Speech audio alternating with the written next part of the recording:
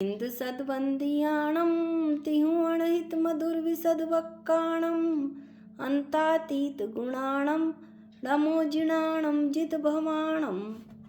हम सभी पंचस्तिकाय संग्रह का अध्ययन कर रहे हैं और इसके द्वितीय शुद्ध स्कंद को पढ़ते हुए हम गाथा 122 पर आ गए हैं।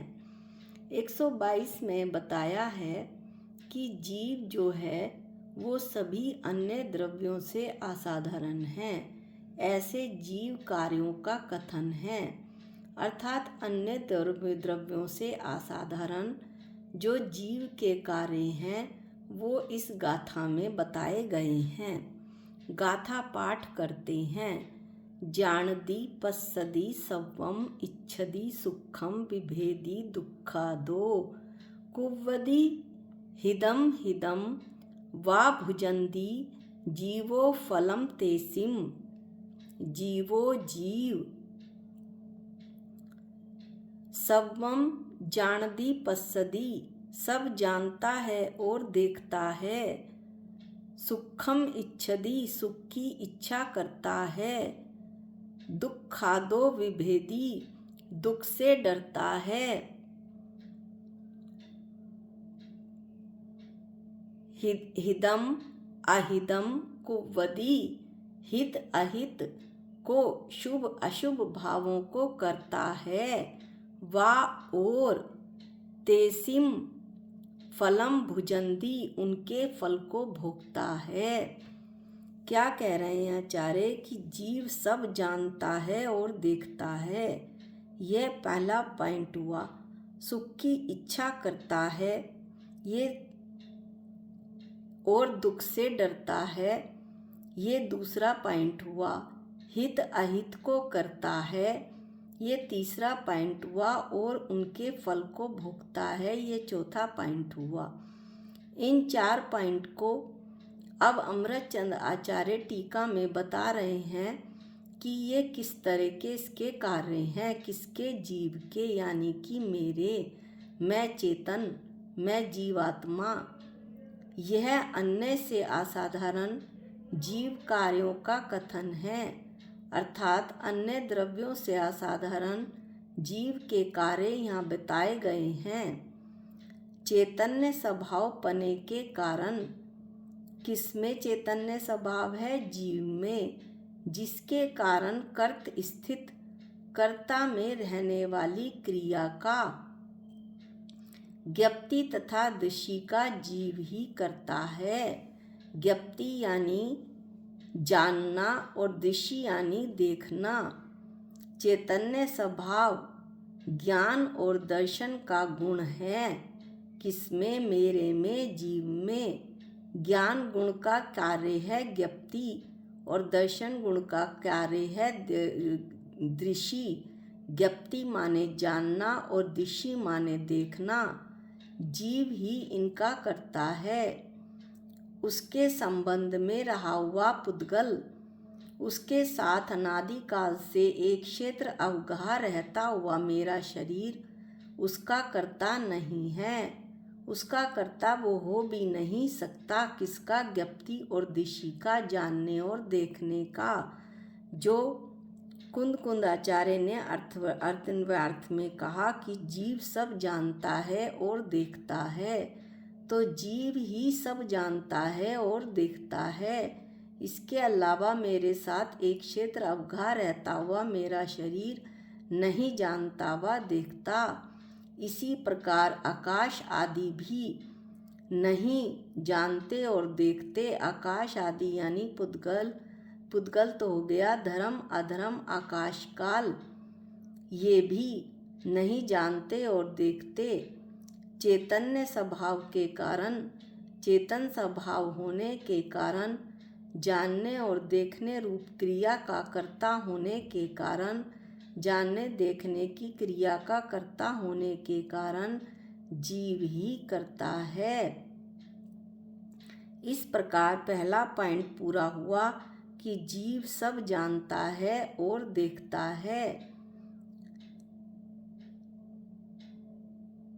थोड़ा सा और इसमें बाकी रह गया पहले पॉइंट में कि जहाँ जीव है वहाँ 4 आरूपी अचेतन द्रव्य भी हैं। आरूपी चेतन द्रव्य कौन कौन से? धर्म, अधर्म, आकाश, काल। जीव भी आरूपी है और पुद्गल रूपी है, तथापि वे जिस प्रकार जानने और देखने की क्रिया के कर्ता नहीं हैं, ये 4 आरूपी अचेतन है, जानने और देखने की क्रिया के कर्ता नहीं है। जानने और देखने की क्रिया का कर्ता तो सिर्फ जीव है।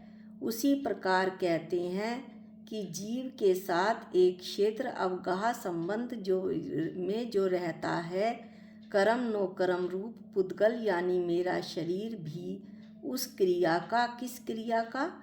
जानने देखने रूप क्रिया का। ज्ञान गुण का कार्य जानना और दर्शन गुण का कार्य देखना, उसका कर्ता पुद्गल भी नहीं है। यहाँ ये पहला पॉइंट पूरा हुआ कि जीव सब जानता और देखता है। अब अगला है, जीव सुख की इच्छा करता है और दुख से डरता है। क्या कह रहे हैं अमृतचंद स्वामी?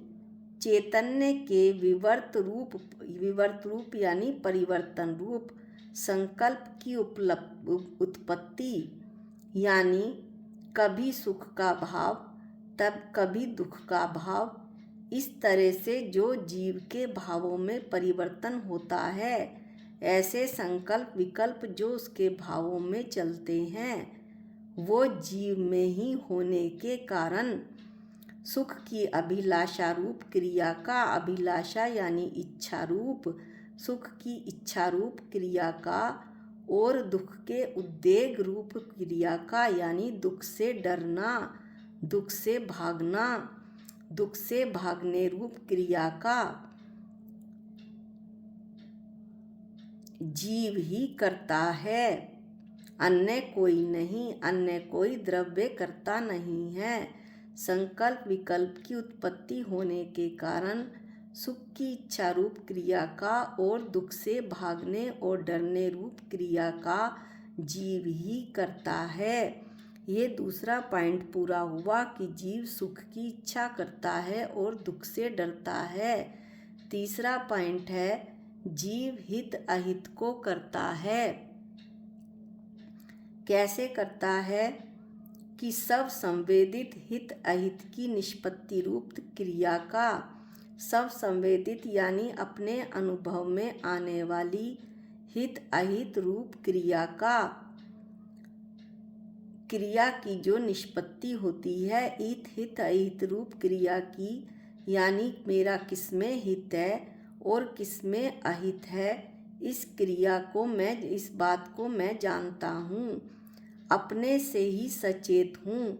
अपने से सचेत किए जाने वाले शुभ अशुभ भावों को रचने रूप क्रिया का जीव ही करता है, अन्य कोई नहीं, अन्य कोई द्रव्य नहीं, अन्य पांचों द्रव्य में से कोई नहीं, न शरीर, न इंद्रियां, न धर्म, न अधर्म, न आकाश, न काल।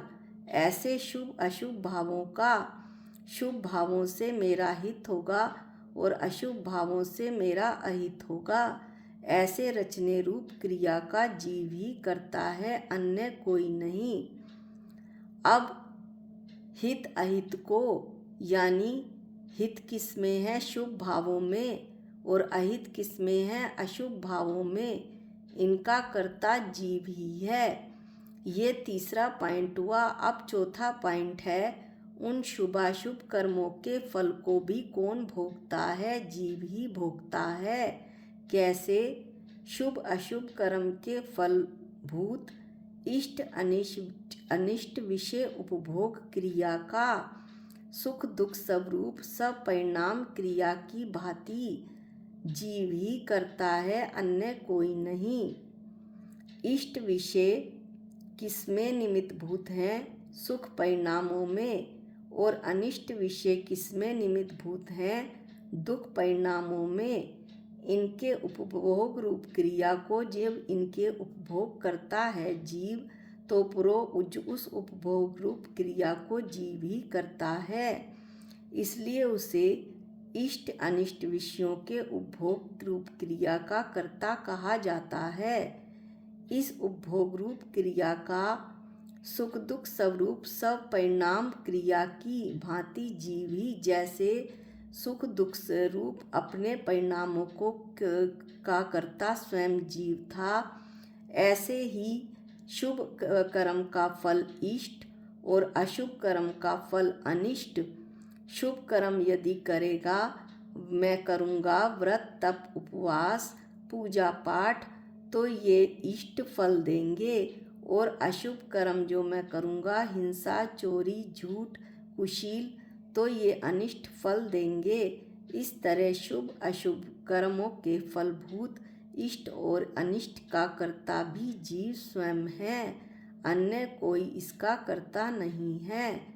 इस तरह यहाँ 4 बातें बताई गई हैं कि जीव सब जानता है और देखता है, इसका करता है। सुख की इच्छा करता है, दुख से डरता है, इसका करता है। हित अहित का करता है, और जो शुभ जो हित अहित जिसके कारण होते हैं, शुभ अशुभ फल का भोक्ता भी स्वयं जीव ही है। इससे ऐसा समझाया है कि उपरोक्त असाधारण कार्यों द्वारा पुद्गल से भिन्न ऐसा आत्मा अनुमान कर सकने योग्य है। इन असाधारण कार्यों द्वारा शरीर से भिन्न ऐसी आत्मा मैं अनुमान कर सकता हूँ, भेद ज्ञान कर सकता हूँ। ये गाथा भेद ज्ञान की है कि असाधारण कार्य क्या जानने देखने वाला यह जीव है।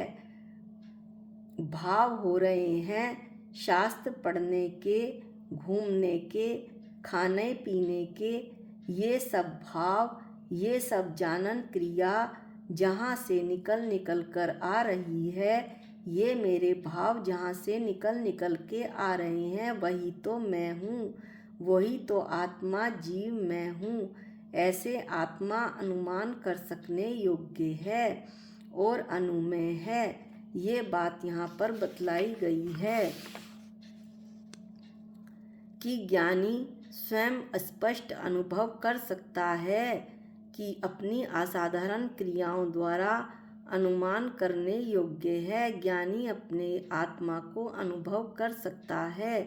ऐसा यहाँ पर बताया गया है कि ज्ञानी स्वयं अपने जानने देखने रूप क्रिया का करता है। एक पहले भी दृष्टांत दिया था कि साड़ी का एक छोर पकड़ में आते ही पूरी साड़ी हमारे हाथ में आ जाती है। इसी तरह से इस जानन देखन रूप क्रिया से, जानने रूप क्रिया से, ये जानन क्रिया जहाँ से निकल कर आ रही है, वही तो मैं हूँ, वही तो जीव मैं हूँ, वही आत्मा मैं हूँ, चेतन भगवान आत्मा मैं हूँ। ऐसे मैं अपनी आत्मा का अनुमान लगा सकता हूँ। ये बात आचार्य ने यहाँ पर बतलाई है 122 नंबर की गाथा में। 123 नंबर की गाथा हम अगले वीडियो में पढ़ेंगे। आज के लिए इतना ही। निज निधि निज में बताई ये अनंत उपकार है, इसके लिए जिन वाणी माँ को वंदनानंत बार है, वंदनानंत बार है।